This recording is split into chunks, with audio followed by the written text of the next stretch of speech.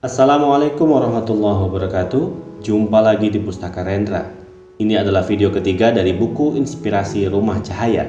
Di kesempatan kali ini, izinkan saya bacakan tulisan yang berjudul Visi Keluarga Muslim. Tentunya berisi tentang konsep bagaimana seharusnya keluarga muslim mesti membangun visi dalam rumah tangga dalam rangka mencetak generasi yang akan memakmurkan bumi dan menggandeng orang tuanya menuju surga. Tanpa berlama-lama lagi, silahkan atur posisi yang nyaman dan selamat mendengarkan.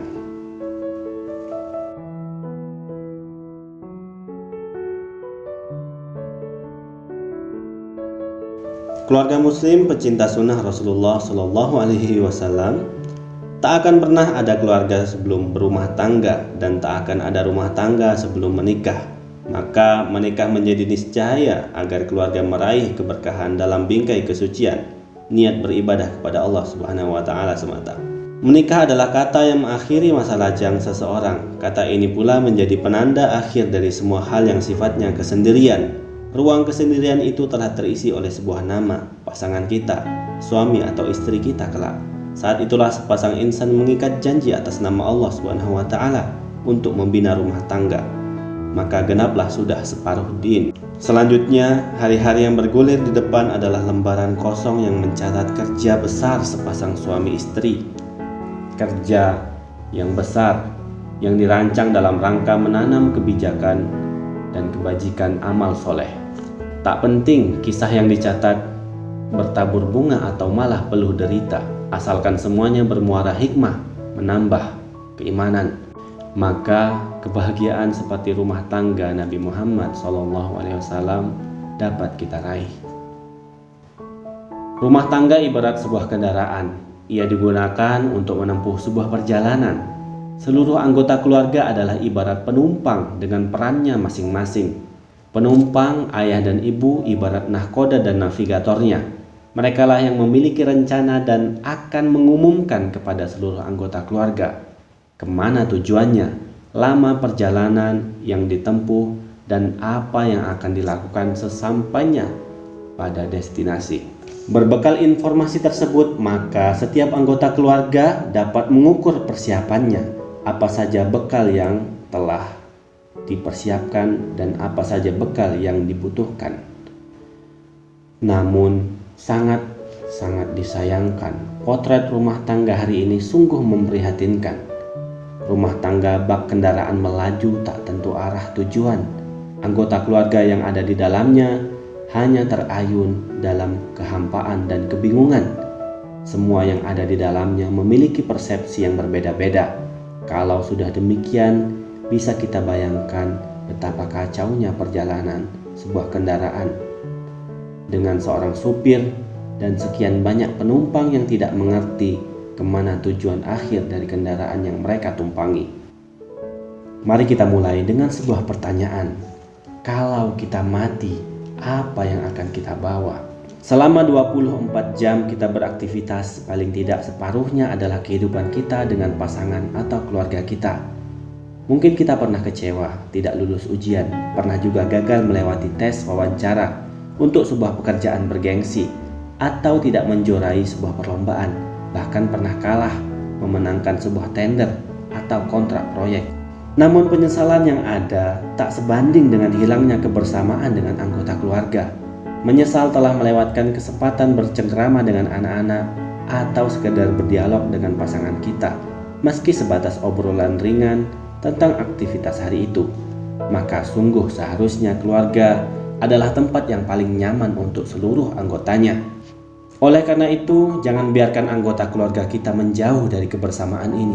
Bahkan, jadikan kebersamaan di akhirat sebagai cita-cita yang mulia. Inilah kesuksesan hidup yang sesungguhnya. Dan bila waktunya tiba, malaikat maut menjemput jiwa kita. Tangisan keluarga yang mengiringi jasad dimandikan, dikafani dan disolatkan. Lalu, tibalah saatnya kita diantarkan oleh seluruh handai taulan ke pemakaman. Setelah kita dikuburkan, maka yang tinggal bersama kita hanyalah amal. Selebihnya keluarga, sahabat, harta benda yang kita miliki, semuanya kembali ke tempatnya masing-masing. hanyalah amal yang akan menemani kita dalam kesendirian gelapnya alam kubur. Sesungguhnya ajaran Islam memberikan gambaran yang sangat detail tentang realitas ini. Tidak hanya realitas kehidupan dunia saja yang akan dilewati oleh setiap manusia, akan tetapi realitas tentang kehidupan akhirat juga. Sesungguhnya inilah keabadian yang merupakan buah dari kefanaan selama kita beramal di dunia.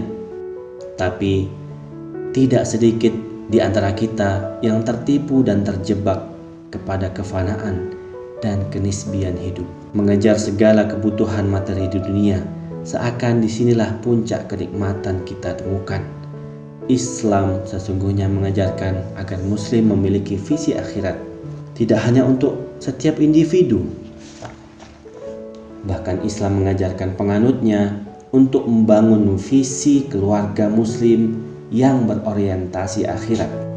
Mari kita lihat bagaimana Al-Quran mengajarkan kita membangun visi ini. Ada 3 ayat yang bisa kita jadikan sebagai sebuah sandaran, pemikiran dan motivasi beramal di dalam kehidupan keluarga. Inilah visi besar keluarga muslim, yaitu terdapat di dalam surat Al-Furqan ayat 74. Dan orang-orang yang berkata, "Ya Tuhan kami, anugerahkanlah kepada kami istri-istri kami dan keturunan kami sebagai penyenang hati kami, dan jadikanlah kami imam bagi orang-orang yang bertakwa." Ayat di atas adalah penjelasan dari Allah Subhanahu wa Ta'ala tentang salah satu ciri dari hamba-hambanya yang mulia. Mereka adalah orang-orang yang senantiasa menyenandungkan doa, "Ya Tuhan kami, anugerahkanlah kepada kami istri-istri kami dan keturunan kami sebagai penyenang hati kami, dan jadikanlah kami imam bagi orang-orang yang bertakwa." Renungkanlah doa yang indah ini. Ada 2 tadabbur dalam doa ini. 1. Ayat mendahulukan kata pasangan, baru kemudian menyebut keturunan. 2. Ayat mendahulukan doa, penyenang hati kami, baru kemudian bunyi doa, dan jadikanlah kami imam bagi orang-orang yang bertakwa. Sebagaimana diketahui oleh para ahli Al-Quran bahwa tidak ada yang kebetulan dalam segala hal di dalam Al-Quran, di antaranya urutan atau peletakan sesuatu sebelum sesuatu, seperti poin di atas. Karena Al-Quran adalah mukjizat, mari kini kita tadaburi doa sehari-hari kita tersebut sebagai bekal bagi visi keluarga kita. Adapun yang pertama yaitu mendahulukan pasangan, baru kemudian keturunan, mengisyaratkan 2 hikmah kausalitas yang agung, yaitu A. Seseorang secara wajar belum mendapatkan keturunan sebelum mempunyai pasangan yang sah secara syariat. B.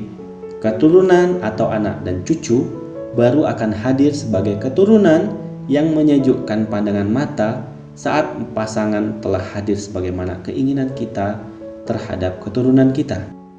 Setiap kita berharap besar melahirkan keturunan yang menyejukkan pandangan mata, dan itu baru akan terjadi saat telah terajut dengan baik pasangan yang menyejukkan pandangan mata. Jika tidak, akan sangat sulit melahirkan keturunan istimewa saat carut-marut kerajutan antar pasangan terjadi, sehingga kegundahan selalu menjadi awan hitam yang bergelayut di langit rumah tangga. Sedangkan yang kedua mendahulukan doa, penyenang hati kami, baru kemudian bunyi doa, dan jadikanlah kami imam bagi orang-orang yang bertakwa. Dikarenakan inilah proses yang hari ini hilang, yaitu lahirnya para pemimpin adalah merupakan proses panjang yang dilahirkan dari rahim setiap rumah tangga. Rumah adalah tempat yang pertama dan utama untuk lahirnya para pemimpin istimewa yang adil. Mereka yang telah mampu menyejukkan pandangan mata di rumahnya, maka diharapkan kelak saat amanah besar itu datang, dia menjadi pemimpin yang istimewa, sekaligus menjadi teguran keras bagi setiap keluarga muslim bahwa gagalnya kelahiran pemimpin istimewa dan adil adalah bukti kegagalan keluarga muslim dalam mendidik pondasi awal mereka sebagai calon pemimpin yang menyejukkan pandangan mata di rumah. Dan ini selalu menjadi gambaran kepemimpinan hebat sepanjang sejarah Islam, di mana para pemimpin besar itu lahir saat di rumah telah berhasil membimbing keluarganya hingga menjadi keluarga yang membahagiakan, dan kelak akan lahir dari rumah itu pelanjut kepemimpinan yang tidak akan mengecewakan harapan umatnya. Begitulah Umar bin Khattab dengan para istri dan anak-anaknya. Bacalah biografi keluarga istimewa ini dan lihatlah kepemimpinan Umar bin Khattab yang fenomenal itu. Walaupun Umar akhirnya berdoa agar tidak ada satupun anaknya yang masuk dalam wilayah kepemimpinan publik. Begitulah Umar bin Abdul Aziz dengan keluarganya. Bacalah kalimat Umar bin Abdul Aziz kepada istrinya saat ia diangkat sebagai khalifah, dan anak-anaknya yang ridho dengan kekayaan yang sangat tidak layak bagi seorang pemimpin tertinggi, tetapi keberkahan menaungi kehalalan harta ayahnya. Dan bacalah sejarah anak-anaknya, bagaimana mereka menjadi generasi soleh dan berkarya dengan penuh ketulusan bagi Islam dan umatnya. Dan beginilah Rasulullah Shallallahu Alaihi Wasallam, pemimpin bagi seluruh anak cucu Adam itu adalah gambaran yang sempurna sebuah keluarga yang melahirkan para pemimpin hebat dan dahsyat. Rasulullah dan keluarganya adalah gambaran kesempurnaan kebahagiaan bagi rumah tangga, menyejukkan pandangan mata, dan lahirnya para tokoh besar yang umat ini sepakat bahwa mereka adalah pemimpin terbaik di zamannya, bahkan hingga ke akhirat nanti. Jadi pemimpin yang istimewa berawal dari keluarga yang istimewa. Pemimpin yang membahagiakan masyarakatnya adalah mereka yang menyejukkan pandangan mata bagi keluarganya. Pemimpin yang istimewa merupakan karya perpaduan harmonisasi suami dan istri. Dan melahirkan pemimpin istimewa adalah tugas besar sebuah keluarga. Selanjutnya, perlu kerja besar untuk mendapatkan dan melahirkan pasangan dan keturunan yang menyejukkan pandangan. Tidak ada kebesaran yang didapatkan dengan berpangku tangan. Namun, bila sampai hari ini sudah sekian lama kita berdoa untuk memiliki pasangan dan keturunan yang menyenangkan hati belum lagi terwujud, maka sebaiknya kita bertanya pada diri, langkah-langkah konkret apa yang kita lakukan untuk bisa mendapatkannya? Strategi apa yang sudah kita persiapkan untuk mewujudkan permintaan ini? Atau malah jangan-jangan sudah sekian lama kita berdoa, ternyata kita tidak mengerti apa yang sesungguhnya makna dari doa yang kita panjatkan tersebut. Bila demikian, pantaskah Allah SWT mengabulkan permintaan kita di saat kita sendiri tak tahu apa yang kita minta? Bila kita sendiri tidak tahu apa yang kita minta, lalu bagaimana mungkin kita dapat melakukan berbagai macam upaya dan ikhtiar untuk mewujudkan harapan itu? Bila sepenggal doa pertama tadi mampu kita renungi, barulah kita memohon dalam penggal doa berikutnya, dan jadikanlah kami pemimpin bagi orang-orang yang bertakwa. Merenungi kalimat doa ini, kita akan merasakan betapa tingginya harapan keluarga muslim terhadap generasinya. Ketinggian ini bisa kita pahami dari harapan bahwa generasi kita kelak akan menjadi pemimpin bagi orang-orang yang bertakwa. Bukan pemimpin yang sering ada di lisan masyarakat, yang terbaik dari yang buruk, di mana masyarakat sudah sangat sulit sekedar mendapatkan pemimpin yang baik. Ini adalah pemimpin buruk tapi masih terbaik dari yang buruk. Bukan pula pemimpin yang baik, tetapi bak dalam sarang penyamun. Para anak buahnya yang berada di bawah hierarki kepemimpinannya adalah sekelompok sistem rusak yang telah menggurita. Jika di tengah sarang penyamun hadir pemimpin baik, biasanya sang pemimpin tak mampu berbuat banyak. Kalaupun dia tidak ikut pusaran arus setan, biasanya tidak ada karya besar dan baik yang dihasilkannya. Karena biasanya kebijakan-kebijakan yang tidak sejalan dengan kepentingan pundi-pundi akan dijegal di lapangan oleh para penyamun di bawahnya. Nah, betapa agungnya, betapa tingginya harapan keluarga muslim. Karena masyarakat yang bertakwa adalah masyarakat yang tidak saja mulia dan tinggi di mata manusia, tetapi Allah Subhanahu wa Ta'ala pun menyampaikan bahwa mereka adalah manusia yang paling mulia di sisinya. Di antara mereka lahirlah pemimpin yang menjadi pilihan mereka, dan itu adalah keturunan kita. Masya Allah, betapa tinggi dan agungnya harapan keluarga muslim terhadap generasinya. Selanjutnya, landasan kedua dalam membangun visi keluarga muslim adalah surat At-Tahrim ayat 6. Hai orang-orang yang beriman, peliharalah dirimu dan keluargamu dari api neraka yang bahan bakarnya adalah manusia dan batu. Penjaganya malaikat-malaikat yang kasar, keras, dan tidak mendurhakai Allah terhadap apa yang diperintahkannya kepada mereka, dan selalu mengerjakan apa yang diperintahkan. Quran Surah At-Tahrim ayat 6. Ayat ini dengan tegas mengingatkan kita, khususnya kepada para kepala keluarga, bahwa dari sekian banyak aktivitas yang kita lakukan dalam kehidupan ini, adakah menghindarkan diri dan keluarga kita dari api neraka itu sebagai sebuah misi utama? Pernahkah tugas utama ini kita pikirkan secara serius? Kenyataan hari ini memperlihatkan bahwa kita lebih khawatir ketika melihat anak-anak kita memperoleh nilai matematika yang jelek. Kita kemudian berupaya keras agar ia bisa mendapatkan nilai yang bagus. Tak peduli berapapun biaya yang harus dikeluarkan, targetnya jelas, si anak mendapatkan nilai yang bagus. Sebaliknya, akankah sikap yang sama kita tempuh ketika kita temukan anak kita belum dapat membaca Al-Quran dengan baik, atau bermoral rusak, atau memiliki pergaulan bebas umpamanya? Akankah kita memiliki perhatian yang sama, atau bahkan memiliki kekhawatiran lebih besar ketika kita mendapatkan kondisi seperti ini? Akankah langkah yang diambil sama, sehingga kita tidak peduli seberapapun uang yang harus kita keluarkan, asalkan anak kita dapat membaca Al-Quran, asalkan anak kita memiliki akhlak yang baik dan menjaga dirinya dalam pergaulan? Bila demikian adanya, semoga Allah SWT menolong kita, karena kita paham bahwa apa yang dipelajari dari Al-Quran itulah yang kelak dapat menyelamatkan diri kita dari api neraka yang bahan bakarnya manusia dan batu. Inilah tugas besar para ayah dan bunda. Wajib bagi ayah bunda untuk melakukan pengamatan rutin terhadap perkembangan anak-anaknya, baikkah atau burukkah, kemudian melakukan tindakan yang sesuai untuk mempertahankan kebaikan atau memperbaiki jalan yang salah. Hati-hatilah para ayah bunda dengan kalimat legitimasi, itu wajar, kayak nggak pernah muda aja, memang dia sedang dalam usia mencari jati diri kok, dan sebagainya. Karena tidaklah api itu membesar kecuali dari pantikan pertama. Sebelum terjadi kebakaran besar, maka lakukan seperti Rasulullah saat beliau menanyakan gejala penampilan yang berubah. Saat seorang sahabat memakai gelang tembaga, beliau segera bertanya dan tidak mendiamkan perubahan itu. Dan ternyata benar, perubahan itu bukan sesuatu yang terjadi begitu saja, tetapi ada keyakinan salah di baliknya yang harus segera diluruskan sebelum api kesalahan itu membesar. Lihat Musnad Ahmad nomor 20.014. Juga seperti Rasulullah SAW saat menjaga keluarganya agar tidak melakukan kesalahan yang menjerumuskan ke dalam neraka, walaupun kesalahan itu dilakukan oleh anak kecil, bahkan balita. Ya, balita.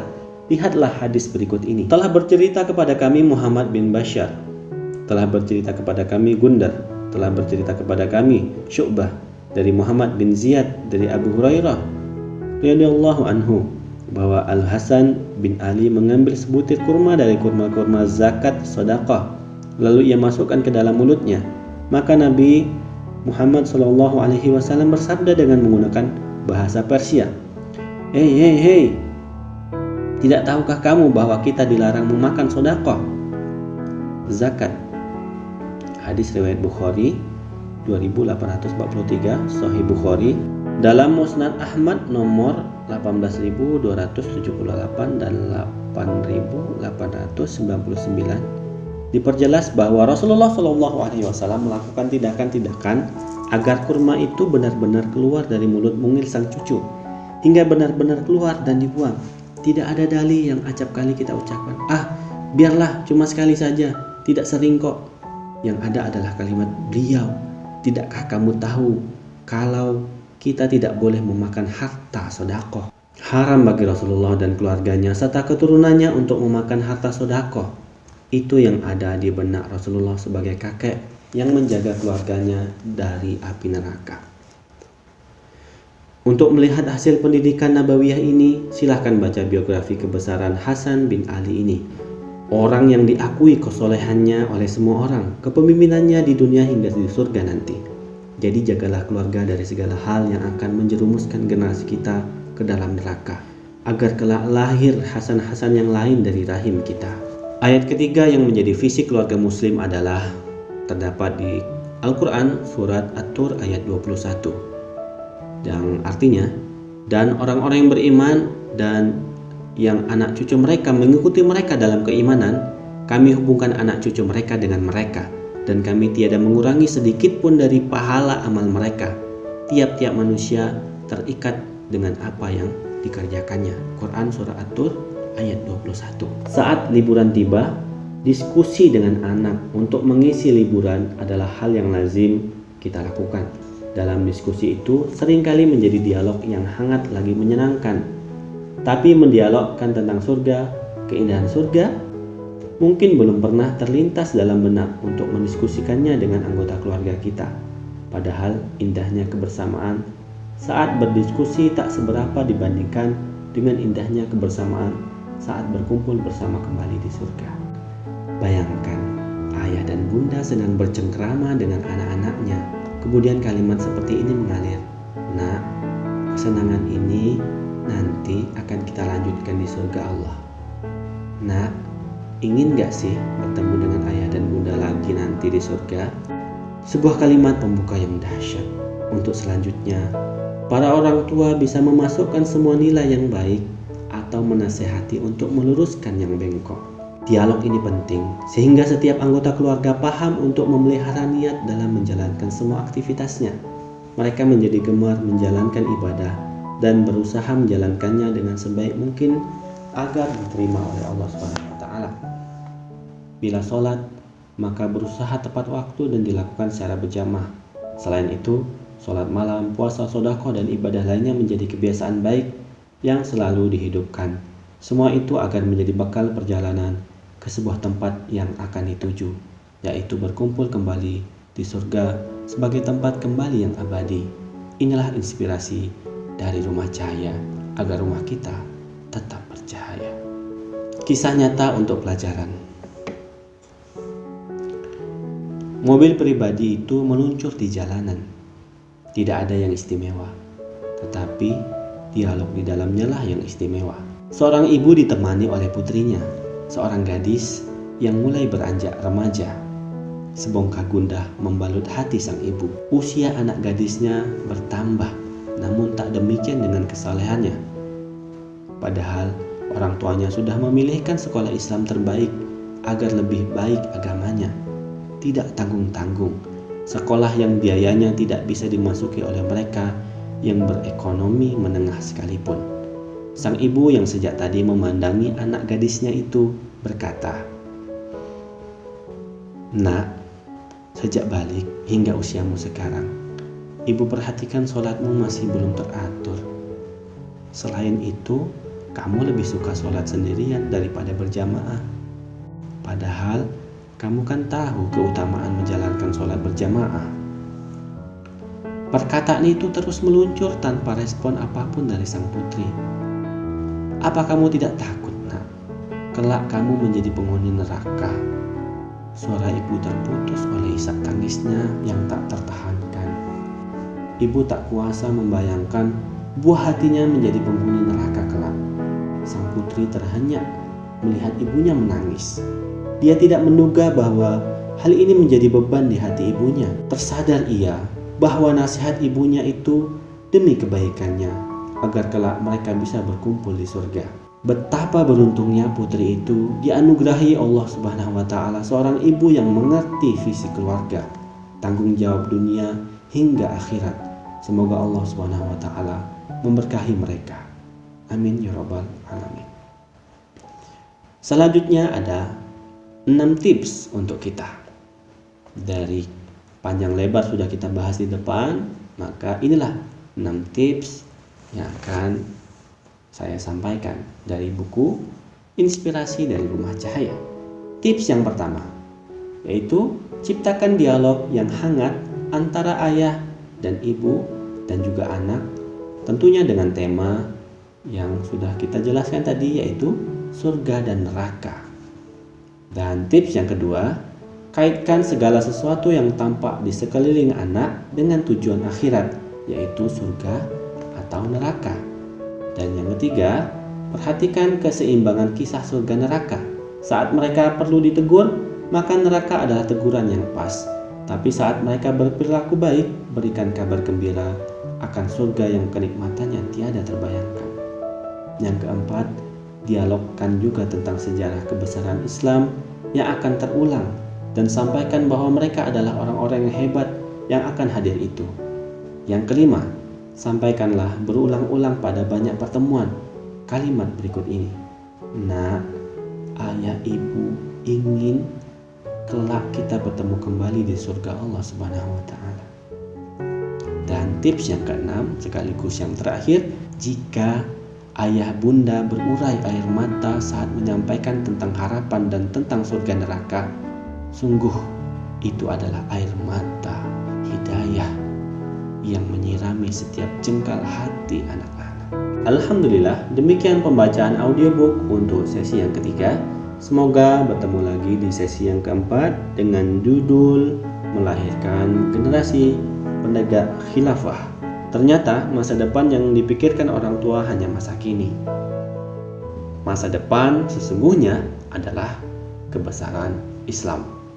Jazakumullah, dan jangan lupa untuk dukung terus channel ini agar ke depan bisa memperbaiki kekurangannya. Wassalamualaikum warahmatullahi wabarakatuh.